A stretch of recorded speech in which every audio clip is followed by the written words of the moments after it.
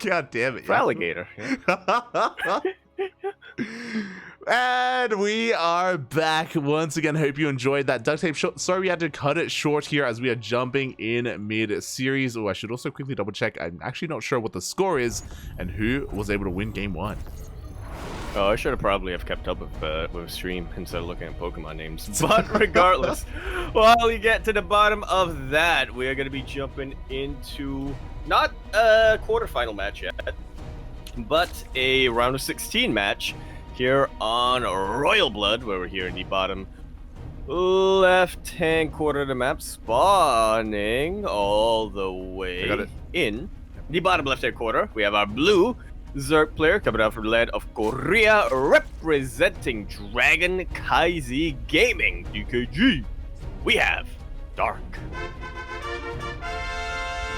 And spawning in the top right-hand corner of Royal Blood, once again going for his 2 racks opener, which he did do in game number 1 as well. It is the South Korean Terran player representing Shopify Rebellion. Currently up 1-0 in this best of 3 series. It is ByuN.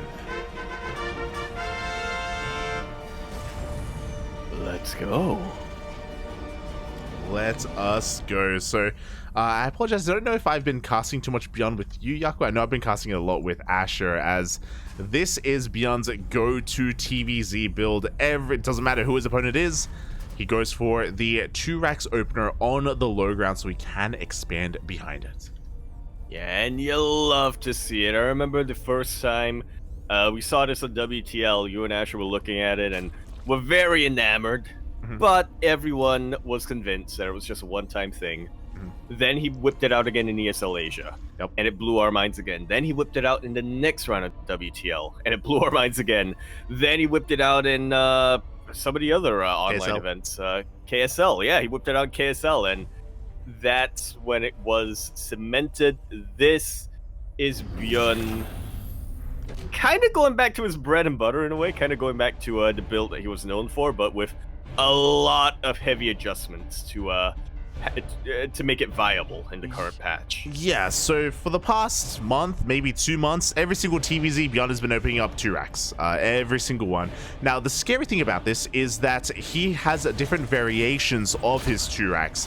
His economic variation is when he opens up 3 Reapers and then, you know, he transitions out of it. But he has more all-in variations where he can go for a 3 racks behind this. He can throw down a 3rd racks, or he can even go for a 2-base all-in and go 4 racks as well. So it's a little bit terrifying how much flexibility ByuN has with this opener. Yeah, it's not quite your grandpa's 2 racks Reaper build, which is pretty much meant to be an all-in, pretty much meant to kind of be a gimmick where you use this to cripple your Zerg opponent and then take a very heavy lead going into the mid game.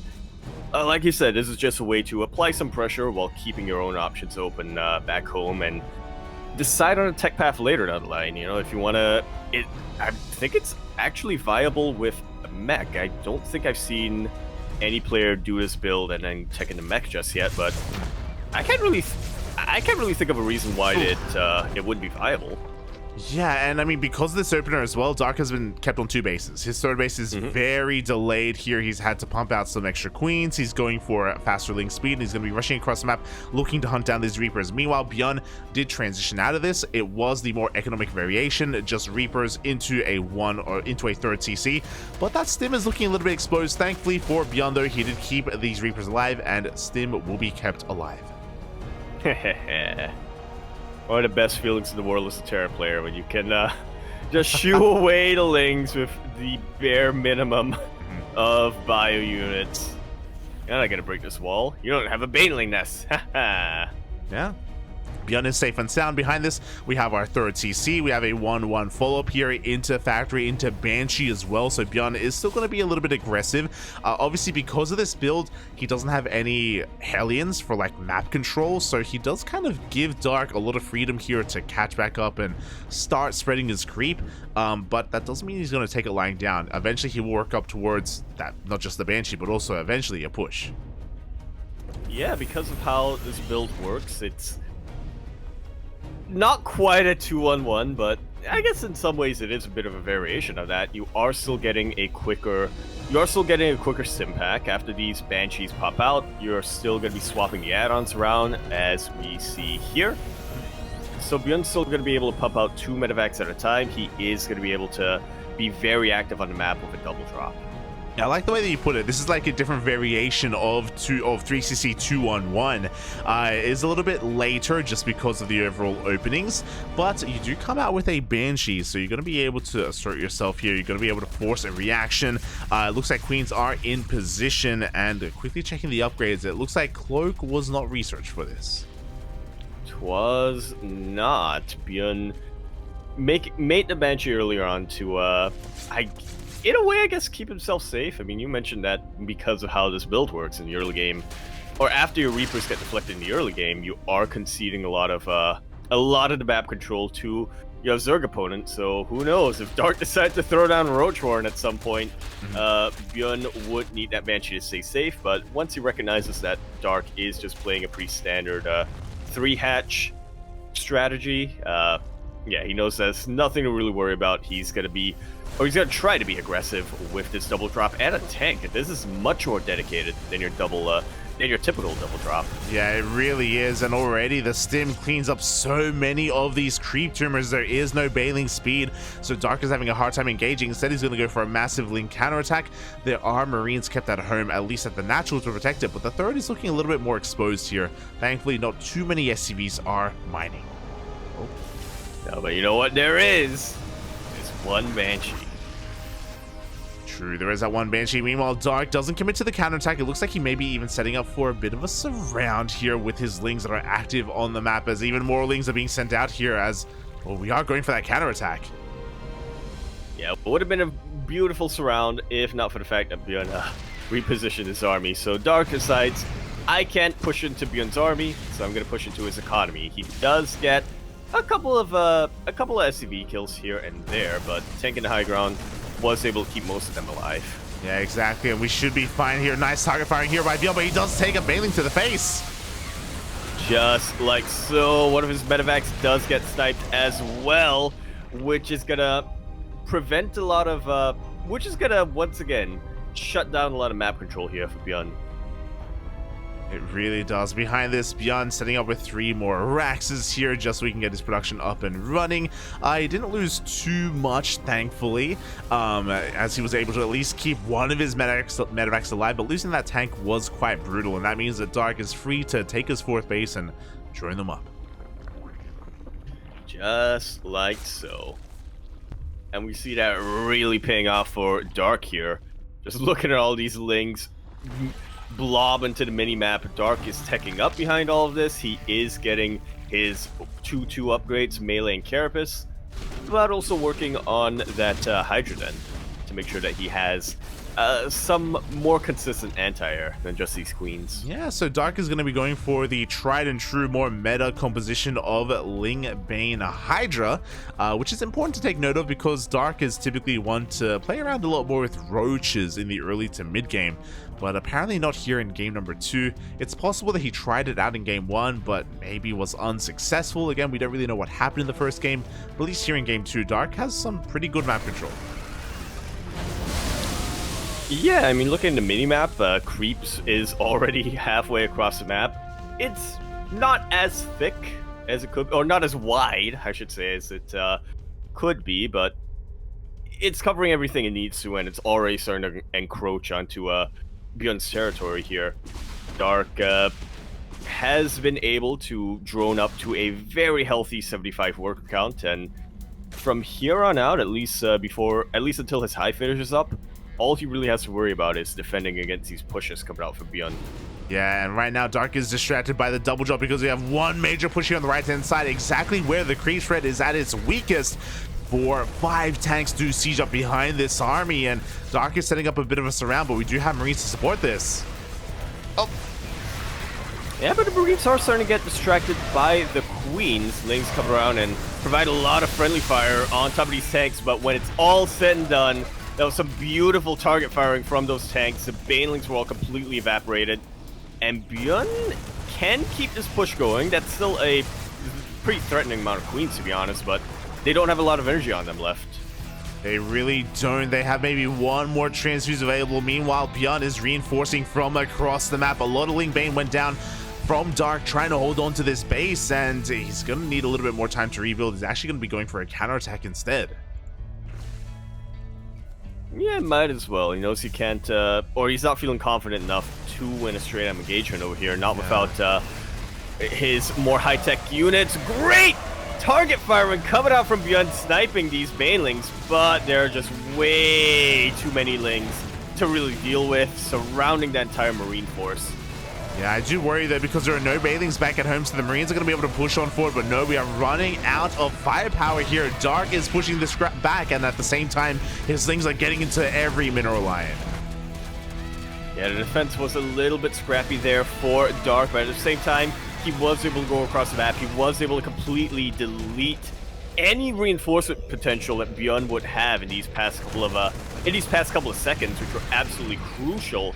14 SCVs go down as well, and that gives Dark such a solid economic lead going into the late game. It really does, but he doesn't have any Banelings left. He did use them all in the attack. He has a Ling Hydra to work with. Is that enough to go toe-to-toe with all of these Marines? That's a good question. We only have 2-2 for ByuN. He hasn't started 3-3, unlike Dark, as Dark is going to have a bit of a better upgrade window here. Meanwhile, ByuN, not really too much. He's still focusing on rebuilding his army. Yeah, which he definitely has to. He only has 3 tanks right now, and he has a decent Marine count, but at this stage of the game, you would want to be practically maxed out on Marine tanks. Yeah, ByuN is pretty committed here with this army. He does take down the center base. He's going to be able to pick up some of these Hydras as well. Behind this, there is no 4th CC. There is no longevity here. ByuN, he's 8-maxing. He's all in. He's going full brick, and you love to see it. There has been a little bit of a slip up here when it comes to his tank production, but he has rectified that for now. He is just looking to max out as quickly as possible on Marine tank medevac and get his +3 upgrades as quickly as possible as well. What's pretty scary though is that Dark is already about to finish up +3 Carapace, and these blinding clouds are going to completely shut down the tank support. Yeah, the tank count gets reset once again. We only have Marines remaining here for ByuN. He does actually take a supply lead though, and look at the sheer amount of firepower here and all these Marines. The Banelings, they aren't ready. And all the target firing as well, and all these few Banelings that do finish up. There wasn't enough of a Zergling buffer here for Dark. ByuN was able to dispatch those splash damage units, and things still aren't looking great for him. Like you said, he decided to go all in a while ago with his 3 bases, so he has 0 longevity. The longer this game goes on, the better it is for Dark, but I'm not sure this game is going to go on for too much longer. Dark decides to engage over here, and ByuN is able to split up his army off creep. But now Dark's finding a better position. He is retreating to much more favorable grounds. Yeah, exactly. I feel like Dark investing into these Hydras was maybe not the best move. They are quite expensive, and really, we need more Ling Bane than anything right now to deal with all these Marines. Another hatchery is going to fall. Dark knocked down to only 3 bases mining. Yeah, and they're not fresh bases either. Although, to be fair, ByuN also isn't on any fresh bases. He's on less than 3 bases. Oh, no, actually, he's about to be on 2.5 as he floats the orbital command over. Yeah, he's going to be, quote-unquote, taking a 4th base as we speak, just keeping this 8 ranks going as best he can. ByuN close to maxing out with a mass Marine army. We have Ultras coming out from Dark. Again, a very expensive tech choice. Can he make this work? Kindness plating is still a couple of seconds away from finishing. Yeah, 33 definitely helps a lot, but without kindness plating, they are still, well, I don't want to call them squishy, but they are still vulnerable. Blinding clouds are going to help out a ton, though. Even though Dark loses a handful of workers, he is able to push this back, and that's all he really needs to gain some momentum here. Yeah, there was some very juicy Baneling connections from Dark. ByuN, he was focusing a little bit too much on the drop in the main base instead of the main push. Likewise, more Banelings do connect across the map as well, and Dark does hold, and he also keeps his Ultra count alive. Yeah, very important to keep those alive. They are the most expensive unit, available right now for Dark, but he still does need a couple of them. He has recognized that if he can just break through the Marine Force and get right on top of these tanks, he will be in a much better position going forward in the engagements. Lings aren't going to cut it. They're going to get evaporated by the Marines, but you know what? Maybe a massive Ling with a lot of armor and splash damage will be able to do it.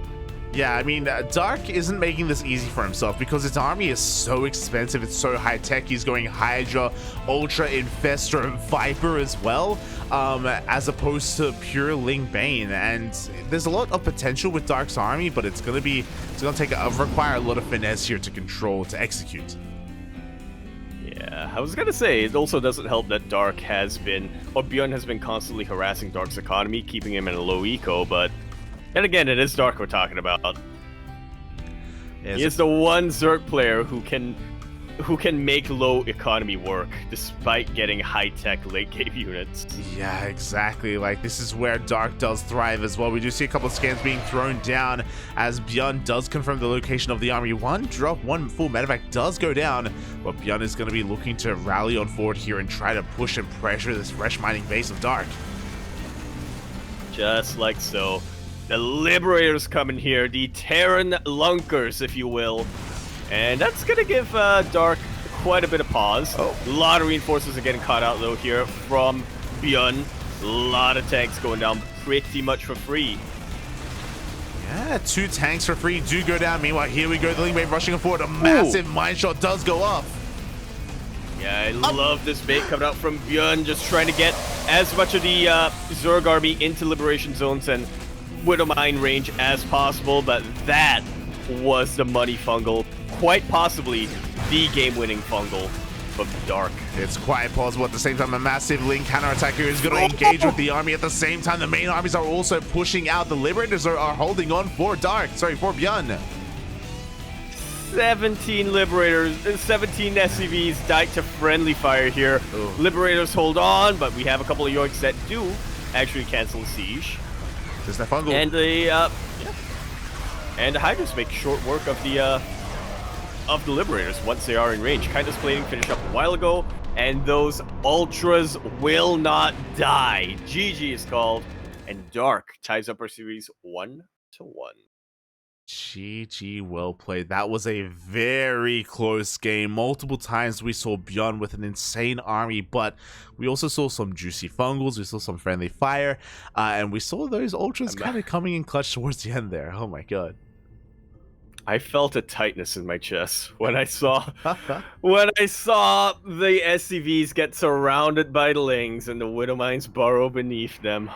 That saw it so clearly, and yeah, that was definitely a very high-risk, high-reward playstyle coming out from ByuN. Like you said, he decided very early on not to make a 4th base. He got 8 Raxes and was planning to max out and end the game as quickly as possible. But as we could see demonstrated in that game, the longer it goes on, the better it is for Zerg. And this is a style that's meant to take him out as quickly as possible. And ByuN absolutely got close. He got close to ending the game multiple times in that map, but Dark was able to hold on just long enough, keep just enough of his army and his economy alive, that when it came time for round 2, and then round 3, and then round 4, and all of the further engagements, it slowly got better and better for Dark. Oh yeah. And in the end, yeah, he did snowball very quickly, but he did snowball slow and steady. Yeah, it was one of those things where because ByuN was all in, like he was kind of running out of steam, but because he was able to take his 4th base as his main, like he was able to keep it up a little bit longer. But we saw that Dark was so quick to punish that as well, like because it was an orbital and not a planetary, Ling counterattacks were doing a lot of damage. The friendly fire as well, to be fair, but but like that kind of situation was only presented because there was no planetary, because ByuN was that committed, because he was that all in, and Dark was barely able to hold on in the end. How does the saying go? Why make Banelings if your opponent makes Widow Mines? Yeah, I agree. Anyway, we're going to be concluding our best of 3 series now. I believe our last match in the round of 16, as Everybody else is kind of chilling in the quarterfinals, or I would have to check the bracket, but I wouldn't be surprised if we have a couple of semifinalists ready. We are here on Gräsvan. We're in the top left-hand corner of the map, spawning all the way in the top left-hand corner. We have our blue Zerg player coming down from the land of Korea, representing KranKy Gaming, DKG. We have Dark.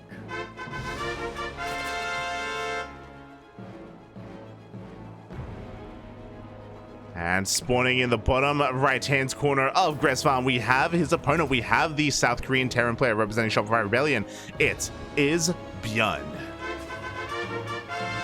And thank God we're proxying, because I have like a damage calculator up from the WTL add-on, and I have no idea how to turn it off. Oof. I know you can. Well, I just figure it out. I don't know how.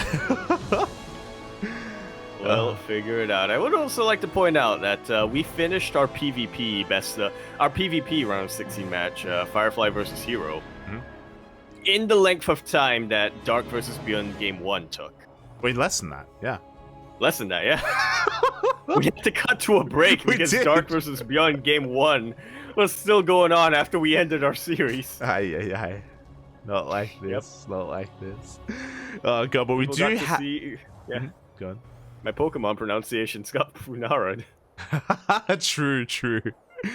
Oh god, but we do have ByuN going for another 2 racks, but one is back at home, the other is across the map instead, so going to be a little bit more aggressive overall. Meanwhile, Dark did go for a pull first, and that pull first is for a very fast Roach Warren. All gloves are off. ByuN and Dark are both saying, this series has taken way too long, man. Everybody's waiting. Hero's waiting at the other side of this match. And so I am just going to both of them are just going to try to end it as quickly as possible. ByuN with his Proxy Reaper, Dark with his very early Roach Warren, which he's hoping ByuN never gets Scout. And so far he has not. He has on. Meanwhile, I figured it out.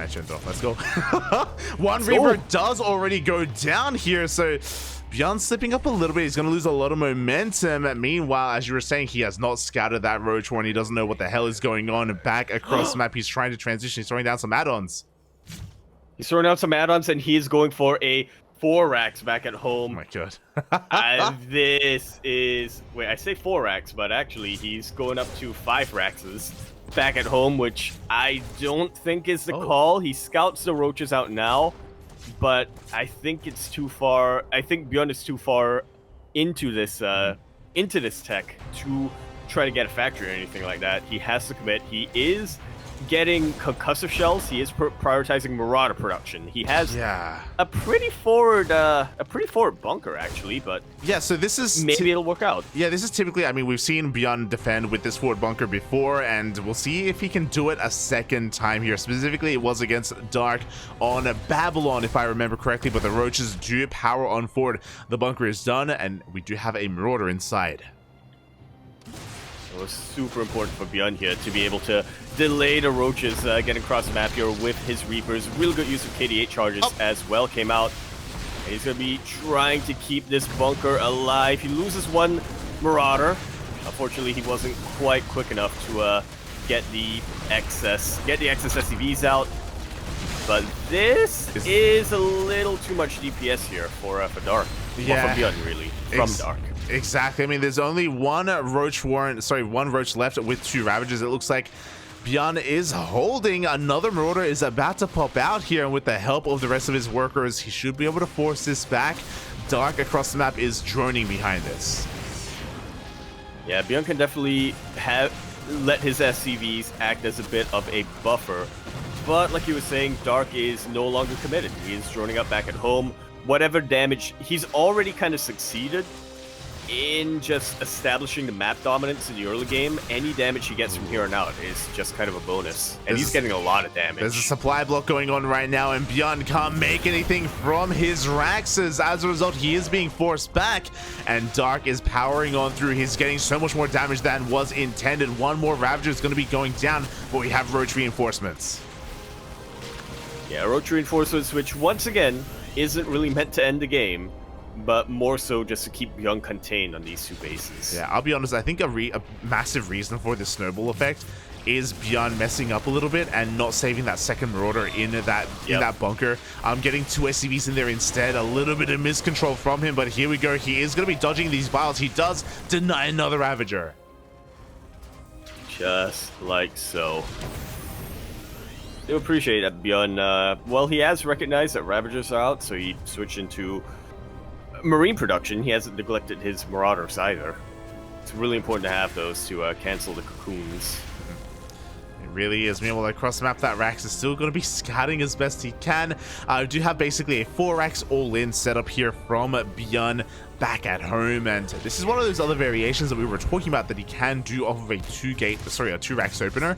But this is a really rough position to be in. The Terran Gate is what I call them, and I have to agree with you here, Light. If you're ByuN, what are your chances looking like realistically to turn this around? What can you even really do? ByuN is trying to macro his way out of this position. He's getting a 3rd base. He is getting his bio upgrades, and he is cutting a couple of corners here when it comes to his tech. But yeah, I'm not liking his chances whatsoever, to say the least. Yeah, he's so perpetually behind in every regard. He really is. Like, again, because he was forced to stay on 1 base mining for so long, it means that he can't really produce. He can't afford to produce from all of his production right now. And even if he can, he still doesn't have too many upgrades. He does have concussive shell. We do have Stim finishing up in a couple of seconds, but the Roach Army of Dark has arrived once again. And they immediately bile down the bunker. Yep. Bunker does fall. Biles are going to be zoning away the army, and we do see Dark slowly sieging forward. He's going to be rallying Lings across the map as well. He's looking to end the game. The boys have to be pulled. And the boys are going to go down because that massive Ling reinforcement will come in, get a huge surround, and kind of root some of this Bioforce into place. But even then, that's not the biggest of deals. ByuN is heavily overstimmed, to the point where I honestly think these Ravagers, even without Biles, could take this engagement and then the game beyond that. 16 SUVs have went down. That's an entire mineral line, and there's far more to come. GG is called, and Dark will take the series 2-1, going up to face Hero once again.